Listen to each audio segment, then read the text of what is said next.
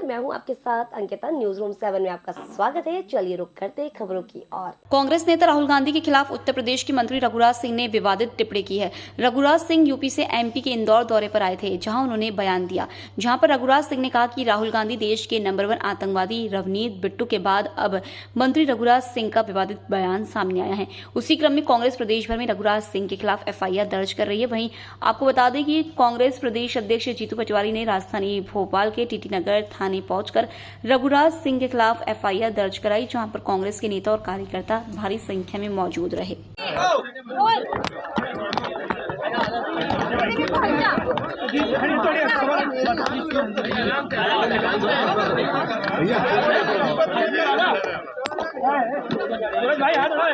थोड़ा नीचे कर लो, नीचे आराम से नीचे कर लो, नीचे कर लो, नीचे कर लो भैया, नीचे कर लो,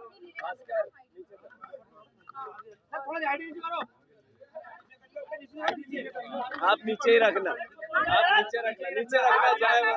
एक मिनट, आप थोड़ी शांति, थोड़ी शांति, थोड़ी शांति। देश के संसदीय संविधान में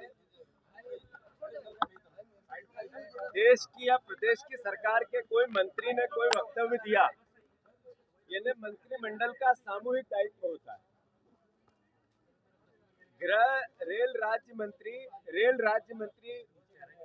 रवनीत बिट्टू ने राहुल गांधी जी के खिलाफ अनर्गल बयान दिए, यानी नरेंद्र मोदी जी की शय पे दिए, मोदी जी के कहने पे दिए। ऐसे ही महाराष्ट्र के एक विधायक ने और यूपी के एक मंत्री ने भी बयानबाजी की, मतलब बीजेपी के पार्टी का एजेंडा है। ये मैसेज क्या है? ये मैसेज है कि राहुल गांधी जी जिस बात को लेकर पूरे देश में चुनाव में लोकसभा के में गए कि संविधान खतरे में है, बोलने की आजादी पर प्रतिबंध है, आम जनता की समस्या उठाओगे तो पहले सोशल मीडिया में अरबों खरबों रुपए खर्च करके उन पे हमले किए जाते थे। अब डायरेक्ट उनके मंत्री और बीजेपी के बड़े बड़े नेता अनर्गल उनके खिलाफ बयान बोल रहे हैं। जब हम थानों में इस बात की शिकायत करते हैं तो ये जो थाना है इसका व्यवहार कैसा, जैसे बीजेपी का मंडल अध्यक्ष का कार्यालय हो, और टीआई का वक्तव्य कैसा, यानी बीजेपी का मंडल अध्यक्ष टीआई बन के बैठा हो। इस तरह का व्यवहार क्या कहता है? ये संविधान खतरे में नहीं है तो क्या है? हम पिछले 2 घंटे से सीधे एविडेंस है, वीडियो है, उस पर एफआईआर कराना चाहते हैं, पर ऊपर से आदेश है सरकार का, इसलिए एफआईआर नहीं होगी। मतलब मैसेज ये है जो राहुल गांधी कहते हैं संविधान खतरे में है, बोलने की आजादी पे प्रतिबंध है, पुलिस विभाग सर्विस रूल के अधिकारी पालन नहीं करेंगे और एफआईआर नहीं लिखेंगे। ये मैसेज है कि संविधान खतरे में है।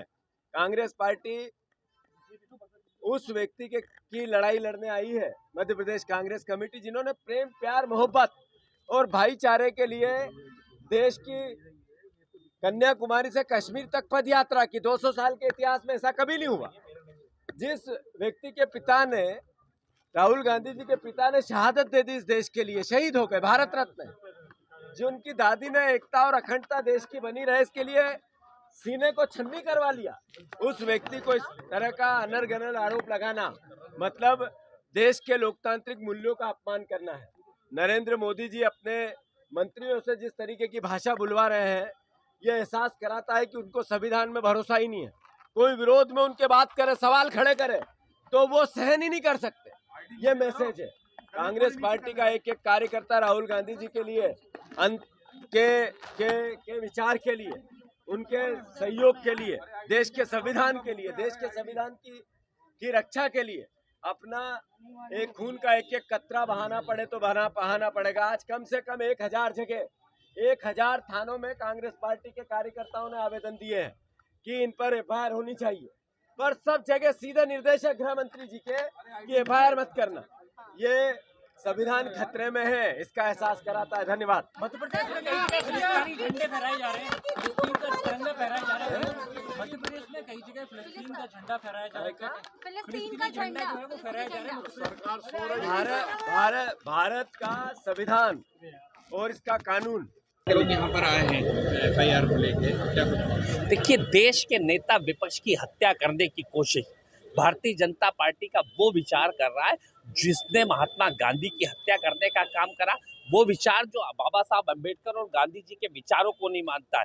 हम आज एफआईआर कराने आए कि इस तरीके से देश के नेता विपक्ष के ऊपर कोशिश करी जा रही है। सत्ता चुप बैठी हुई है।